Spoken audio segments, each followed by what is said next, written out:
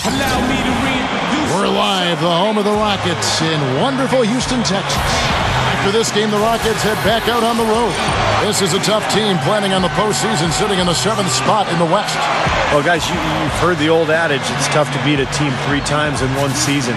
We'll see if that's the case today. This will be the 3rd matchup, and they're 2-0 against these guys so far. Well, I don't necessarily agree with that. I mean, every game is a separate entity. They're clearly the superior team when you look at the matchup. So for that reason, I look for the same result today. Now the starting group for the Brooklyn Nets, presented by State Farm. Johnson Wallace, the explosive set of wings. Brook Lopez is out there with Evans, and it's Williams at the point guard. And for the Rockets, Thomas Robinson is out there with Chandler Parsons. Then it's Harden. Then it's Omar Asik and Beverly. Kept alive. 3-pointer. Count that one. They get the first bucket of the game there. And I think it's going to be a good one. Outside Williams. Lopez. Evans dishes to Williams. Backs him down. Outside Williams. Evans. And the layup falls. Well, that's what he does. He's going to fight and battle on the offensive glass all night. Back to Harden.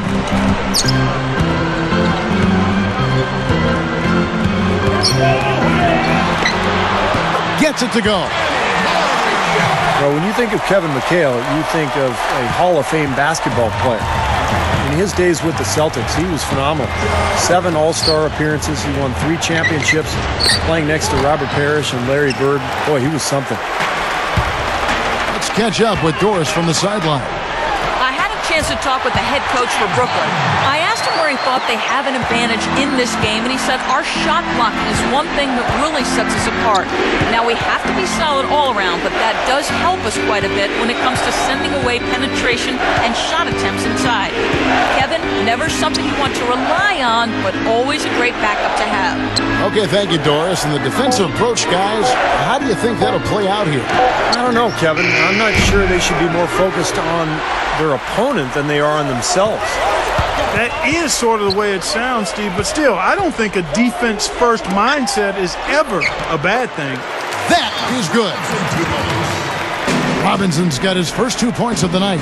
And going back to Kevin McHale's playing days, one of the great low-post scorers. 13th, in fact, all-time, Steve, in career field goal percentage. Well, when you think of low-post guys, I mean, to me, McHale, with that litany of moves he had down on the block, was just incredible. An amazing player and part of that dynasty in Boston during the 80s. That was something to watch. Here is Harden after the basket by Brooklyn. Gets it to go. Harden's got 6 points. You know, and I think it goes without saying, guys, but his strength and body control scoring in close, that's what makes him special. You can see it with the shooting percentages inside. I mean, he's a tremendous finisher. And Steve, you know, his ability to come in and rattle off 10, 20 points in no time flat, that's a gift and a real asset for any team. Some guys need a while to get going, not him. Another miss by Harden. For the Houston Rockets, they come in off the wash to Oklahoma City. And Kevin, when you don't take advantage of your trips to the free throw line, which they definitely did not, it's tough to recover from. Yeah, it sure is. I mean, they left a lot of cheese and lettuce at that foul line, partner. Not to mention some ham and turkey, Clark. And that one's good. They continue to barrel their way inside, and when's the defense going to adjust? Well, I'm asking the same question myself, partner. I mean, that's 8 points out of their last 10 coming inside. Johnson kicks to Evans. Just 1 second between the shot clock and game clock. They get it back. Wallace. He feeds it to Johnson. The pass to Williams. Evans setting the pick for Williams. Nice teamwork to set up the pick play and make the space for the J. And the defense really has to pick it up here, guys. They allowed themselves to get picked too easily. An open lane right there. Pretty much saw the daylight he wanted and took advantage. Yeah, great opportunity, and he seized it without much hesitation. Yeah, a little too easy, if you ask me. The defense really needs to tighten things up here. And so the first quarter is in the books. The Rockets on top, up by 9. And back with the start of the second quarter in just. And welcome back. It's been all one-sided so far through the first quarter as our second quarter gets underway. And guys, for the Rockets, what jumps out to you from a numbers standpoint? Yeah, the defense has been terrific. They came out right from the beginning alert and focused, and they've been really good at that end of the floor. And I think Coach has to be pleased with the effort, Steve. And this really is such an interesting time for the Nets because the move to Brooklyn, I think, has elevated the image of that franchise. You know, they used to be the little brothers to the Knicks and, you know, playing across the river in New Jersey. But now they basically are sharing the spotlight in the Big Apple, and it's going to be a lot of fun to watch. And a chance here presented by Gatorade to see who's on the floor, all fueled up and ready to go for the start of the second quarter. Setting the floor for the Nets. The forwards are Wallace and Humphries. Deron Williams out there with Watson, and it's Blatch in at the 5 spot. Just 4 to shoot. Fades away. A Sheik can't hit.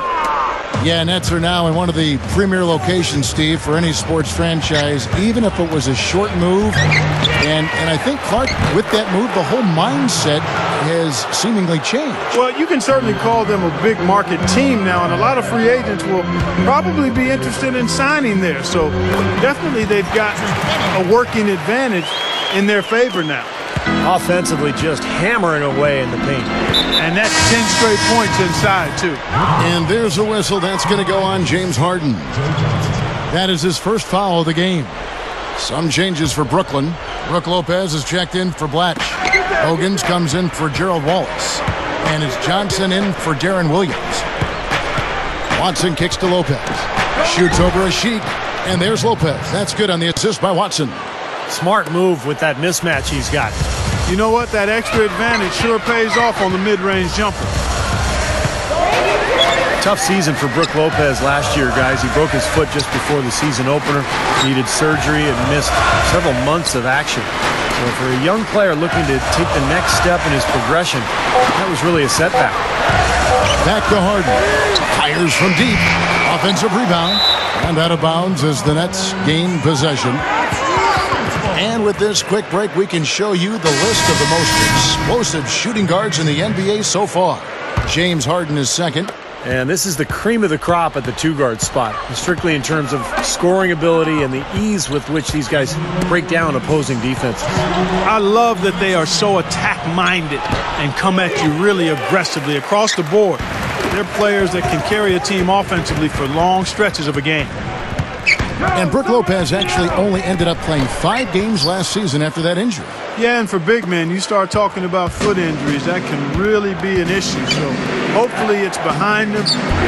Think about all the extra weight and torque that big guys put on their feet.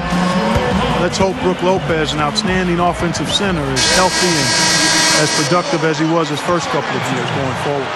The Rockets making a switch here. Lynn's checked in. Looking at the last game for the Brooklyn Nets, it was a loss to the Bulls. And you chalk that loss up to poor shooting, guys. There was very little flow to their offense, and they really didn't find quality shots. Yeah, I'd go along with that. It's a combination of poor execution and then no quality shots. They seem far too focused on doing it themselves, going solo, playing hero ball, we like to call it, versus cohesive team play. For 3, Williams gets the bucket. Williams has got 5 points now this quarter. You know, he's had his ups and downs in his career, but one thing about Deron Williams is that he consistently delivers in the fourth quarter. Just seems to have that knack for knocking down the big shot when you need it. Yeah, and make no mistake about it, Steve. When you talk about Deron Williams, you're talking about a guy who can get it going earlier in the game, too. He makes clutch plays, no doubt, but he can put numbers up on you in a hurry. He can go for half a hundred on you if you're not careful. His ability to take over games is what makes him a natural leader on the floor and a guy his teammates have a lot of respect for. Well, neither team has really gained an edge rebounding-wise here, and the score reflects that. Well, if one team can start hitting the boards harder, I mean, it'll give them a good chance to pull away. Something has to change, guys. That's 10 straight points coming in the paint against this team. Well, they got to collapse in there, and everybody's got to be conscious of it. It's a team effort in protecting the paint. Control the ball, and then everybody's got to get in there and keep the defense locked down. 6 to shoot. Here's Johnson. Pass to Watson.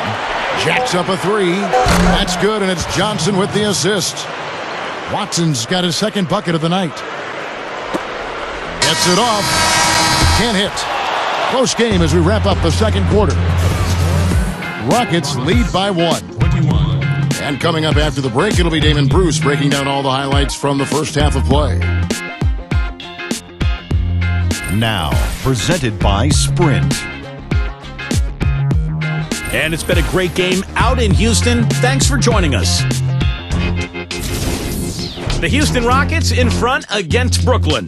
They've been relentless attacking the rim, dominating in points in the paint, and the bodies down low have been banging away.